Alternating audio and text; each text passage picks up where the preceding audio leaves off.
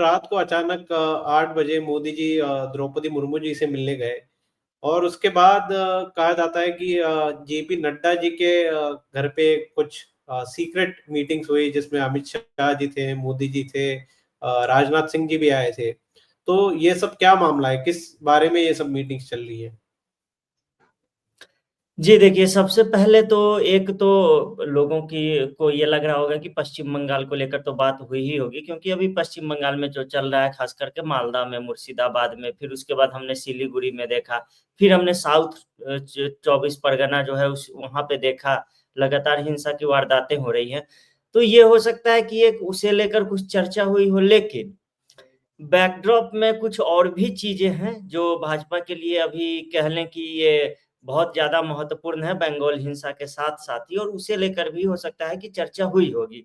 जैसे कि आप देखिए अभी चुनाव आने वाले हैं बिहार में, उसके बाद जो है असम में चुनाव होना है, फिर बंगाल में चुनाव होना है। तो बिहार का जो विधानसभा चुनाव है, एक तरह से कह लें कि हिंदी हार्टलैंड का राज्य है और पॉलिटिकली काफ़ी एक्टिव राज्य है। और वहाँ पर भाजपा अपनी सत्ता जो है वो बनाए रहना चाहती है और गठबंधन में अभी भाजपा वहाँ छोटे भाई के रूप में ही है, भले ही सीटें ज़्यादा हों। अब उसको जो है सो कि ये लोग सुधारने में लग गए हैं, अब भाजपा वहाँ बड़े भाई के की भूमिका में आना चाहती है। और तमाम प्लेयर्स हैं बिहार के, हम देखते हैं कैसे जीतन राम मांझी, चिराग पासवान जो छोटी-छोटी पार्टियों के नेता हैं, वो केंद्रीय मंत्री बन के बैठे हुए हैं। तो एक सबसे बड़ा कारण इस बैठक का ये बताया जा रहा है और प्रधानमंत्री की राष्ट्रपति से हालाँकि राष्ट्रपति अभी पुर्तगाल गई थी, फिर स्लोवाकिया गई थी और वहाँ से 4 दिवसीय दौरे के बाद यहाँ लौटी हैं। तो एक तो ये कर्टसी विज़िट भी हो सकती है, क्योंकि इससे पहले जब प्रणब मुखर्जी राष्ट्रपति हुआ करते थे, तब भी जब वो विदेश दौरों से आते थे या कोई बड़े फैसले होने होते थे, तो उससे पहले प्रधानमंत्री उनसे मिलते थे या उसके बाद भी मिलते थे। तो वक़्त का वो बिल भी पास किया गया, उस संबंध में भी बात हुई होगी। लेकिन ये जो बैठक हुई है भाजपा की अंदरूनी बैठक, उसको लेकर मुझे जहाँ तक लग रहा है कि कैबिनेट रिशफ़ल होना है। कि बहुत दिनों से ये मोदी 3.0 जो है, इसका कैबिनेट रिशफ़ल हुआ नहीं है अभी तक। तो हो सकता है कि बिहार से कुछ और भी मंत्री जोड़े जाएँ या हो सकता है बंगाल और असम को से भी कुछ और मंत्री जोड़े जाएँ या कुछ इक्वेशन फिर से बिठाया जाए।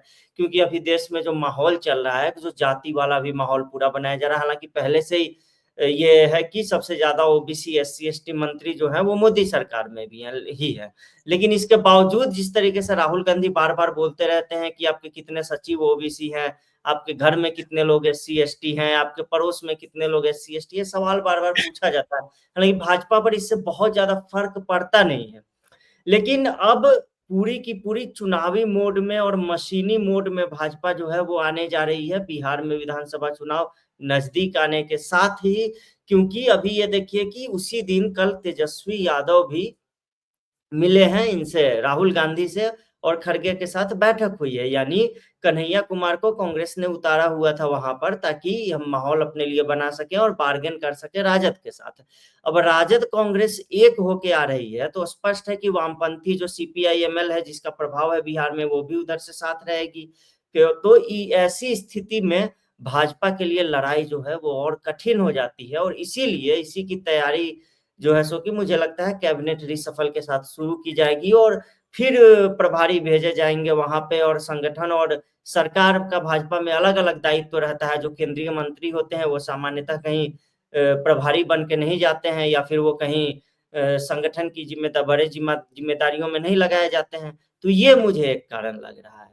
वैसे आप बताएँ आपको और क्या बंगाल में राष्ट्रपति शासन की भी चर्चा लोग कह रहे हैं कि हो सकती है? हाँ, बाऊ ने अभी परसों कहा था कि शायद वक्फ बिल पास कराने के बाद मोदी जी का और थोड़ा-सा कॉन्फिडेंस बढ़ गया होगा और उसके वजह से शायद बंगाल में भी ऐसा कदम उठाया जा सकता है।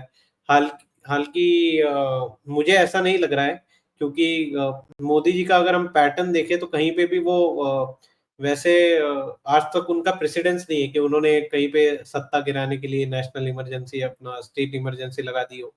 तो जहाँ तक कि इमरजेंसी का सवाल है, मुझे नहीं लगता कि वो बैठक उसके बारे में हुई होगी। पर जी। उसके जो इंटरनल मीटिंग है, उसको एक और एंगल है कि मोदी जी बीच में आरएसएस प्रमुख मोहन भागवत जी से मिले थे और बीजेपी की पॉलिसी है वन पर्सन वन पोस्ट। और जेपी नड्डा अभी मंत्री भी है और बीजेपी के अध्यक्ष भी है, जो काफी टाइम से ड्यू है उनका अध्यक्ष पद चेंज होना। तो आपको लगता है कि ये आगे बिहार चुनाव या फिर आने वाला 2026 का बंगाल चुनाव, इसको देखते कुछ राष्ट्रीय अध्यक्ष के समीकरण बैठने के लिए वो कुछ मीटिंग हुई होगी? और आरएसएस का भी कहा जाता है कि इसमें बड़ा से है, और जो बीच में मोदी जी मिले थे मोहन भागवत जी से, तो उनसे भी राय ली गई होगी कि कौन कौन उम्मीदवार है जो राष्ट्रीय अध्यक्ष बन सकते हैं। उसमें कुछ नाम चल रहे हैं काफी महीनों से, जिसमें शिवराज सिंह जी का नाम चल रहा है, नितिन गडकरी का नाम चल रहा है, और भी कुछ नाम चल रहे हैं। इसके बारे में आपको क्या लगता है कि क्या ये जो सीक्रेट मीटिंग हुई है मोदी जी, अमित शाह, जेपी नड्डा और राजनाथ सिंह, जो सीनियर लीडर्स के बीच में जो गुप्त बैठक हुई है, तो उसमें कुछ ये चर्चा हुई होगी कि जेपी नड्डा के बाद कौन राष्ट्रीय अध्यक्ष बन सकता है? देखिए, इससे पहले भी जेपी नड्डा का ऑलरेडी जो है सो कि उनका कार्यकाल जो है आगे बढ़ाया जा चुका है। और पहले पिछले साल खबर आ रही थी कि मकर संक्रांति के मौके पर भाजपा के नए अध्यक्ष जो है वो शपथ ले लेंगे और उनका काम शुरू हो जाएगा। लेकिन हुँ। 2024 का जो लोकसभा चुनाव था, उसने कहीं न कहीं जो भाजपा के आला कमान में अभी जो लोग हैं, खास करके प्रधानमंत्री नरेंद्र मोदी और केंद्रीय गृह मंत्री जो अमित शाह, थोड़ा-सा इनको कमज़ोर किया था।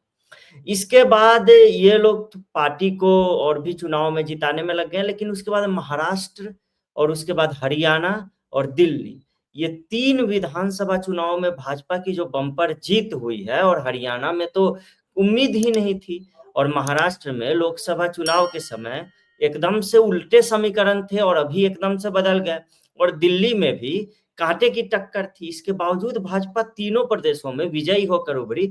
उसके बाद फिर से जो है बैलेंस एक तरीके से बन गया, और मोदी शाह के नेतृत्व के प्रति जो थोड़ा-मोड़ा असंतोष कहीं आ भी रहा होगा, तो वो फिर से पट गया और चीज़ें फिर से सुचारू रूप से चलने लगी।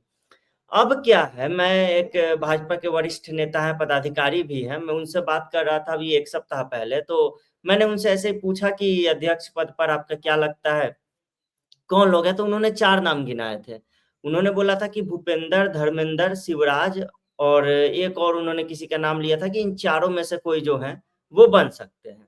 हालाँकि उनका कहना था कि शिवराज सिंह चौहान के नाम पे संघ भी पुश कर रहा है, लेकिन शिवराज सिंह चौहान के नाम से थोड़ा-सा मतलब पार्टी के अंदर कुछ लोग असहज हैं। वहीं भूपेंद्र यादव जो हैं, वो खास माने जाते हैं अमित शाह के और प्रधानमंत्री नरेंद्र मोदी के भी बिहार में प्रभारी रहे हैं, अभी केंद्रीय मंत्री रहे हैं और तमाम राज्यों में उन्होंने मतलब जीत दिलाई है। उसके अलावा धर्मेंद्र प्रधान जो हैं उड़ीसा से आते हैं। हालाँकि उड़ीसा में अब चुनाव हो चुका है, उड़ीसा में उन्हें मुख्यमंत्री बनाने की भी बात जो है वो की जा रही थी। तो अब देखना है कि अध्यक्ष पद पर बैठाया किसे, बीच में ऐसा कोई नेता नहीं है जिसका नाम नहीं चला हो, ये भी देखिए। सबने अपने-अपने हिसाब से चला दिया। किसी ने बोला उत्तर पूर्व से आएगा, किसी ने बोला कि दक्षिण से आएगा। अभी अन्नामलाई से इस्तीफा दिया गया है, तो उनको भी कुछ न कुछ तो बड़ा रोल आप देंगे ना। तो अन्नामलाई को भी आप कहाँ एडजस्ट करेंगे? वहाँ पे आपने प्रदेश अध्यक्ष बदला है और लोकप्रिय नेता हैं, खास करके तमिलनाडु से बाहर भी सोशल मीडिया में बहुत लोग उन्हें जानते हैं और पार्टी के एक डिसिप्लिन्ड वर्कर के रूप में वो जाने जाते हैं। वो तस्वीर भी हमने देखी है जिसमें वो पार्टी के महाधिवेशन में नीचे ज़मीन पर बैठ के और चीज़ें नोट कर रहे थे। तो ऐसे नेता को भी आप कहीं न कहीं पे सेट करेंगे। तो कोई बोल रहा है कि महिला संघ ने बोला कि किसी महिला को बनाइए, उसके बाद स्मृति ईरानी का नाम जो है वो ऊपर आने लगा। तो तमाम नाम जो है ऐसा कोई शायद ही नाम बचा हो जो ना चला हो। और हमेशा से भाजपा में ऐसा होता रहा है कि प्रधानमंत्री कुछ ऐसा निर्णय लेते हैं कि फिर वो किसी को अंदाज़ा ही नहीं रहता है। फिर अखबार वाले लिखने लगते हैं, फिर विश्लेषण हम लोग करते हैं कि क्यों इनको ही बनाया? फिर से वापस स्टडी करना पड़ता है और देखना पड़ता है। तो हाँ, अब 2 चीज़ों पर चर्चा चल रही होगी। पहली कि क्या बिहार चुनाव तक अब 6-7 महीने 6 महीने बाद ही लगभग हैं चुनाव में, कि जेपी नड्डा का कार्यकाल जो है वो बिहार चुनाव तक एक्सटेंड कर दिया जाए। बिहार चुनाव के बाद निर्णय लिया जाए कि कौन नया अध्यक्ष होगा। अगर नहीं, तो क्या अभी ये भी आ रहा था कि महिला दिवस भी बीत गया कि महिला दिवस के अवसर पर पार्टी के जो की महिला अध्यक्ष होगी वो शपथ लेंगी। फिर भाजपा का जो गठन का दिवस होता है वो फॉर्मेशन डे वो भी बीत गया, उसपे भी हो रहा था कि अध्यक्ष शपथ लेंगे। तो ये सारे महत्वपूर्ण दिन बीतते जा रहे हैं, हालाँकि राजनीतिक रूप से ये उतने भी महत्वपूर्ण नहीं थे। तो या तो दूसरा ये हो सकता है कि जेपी नड्डा की जगह जो अध्यक्ष कार्यभार सँभालेंगे, वो अभी से ही सँभाल लें, अभी बिहार चुनाव में अभी भी कुछ समय है। अब इस पर संघ का क्या रुख रहता है, इस पर भाजपा में क्या मंथन होता है, चीजें इस पे भी थोड़ी कहीं न कहीं जो है वो निर्भर करती हैं। लेकिन 2-3 चीजें हैं, मुझे जहाँ तक लग रहा है कि राजनाथ सिंह कहीं न कहीं और सीनियर रोल में भेजे जा सकते हैं। कल को हो सकता है उनको उपराष्ट्रपति या राष्ट्रपति वाले रोल में भी भेजा जा सकता है। ये और उसके अलावा कुछ और भी सीनियर नेता हैं मोदी सरकार में, कह लें कि जिनको किसी अन्य किरदार में, अन्य सम्मानजनक रोल में जो है वो भेजा जा सकता है। और कुछ नए चेहरे, क्योंकि प्रधानमंत्री भी लाल किले से पिछली बार कह चुके हैं कि युवाओं को राजनीति में हम लाएँगे, 1 लाख युवाओं को पूरे देश से राजनीति में ऊपर लेके आएँगे। तो क्या अन्नामलाई जैसे कुछ और भी युवा चेहरे हैं, उनको मौका दिया जाएगा? क्या बिहार से कुछ लोग हैं, उनको मंत्रिमंडल में शामिल किया जाएगा? फिर राष्ट्रीय अध्यक्ष कौन बनेगा? ये अभी जितनी भी नामों पे चर्चा चली है, हो सकता है कि कुछ उससे अलग निकल आए, हो सकता है उसमें से ही कोई एक निकल आए।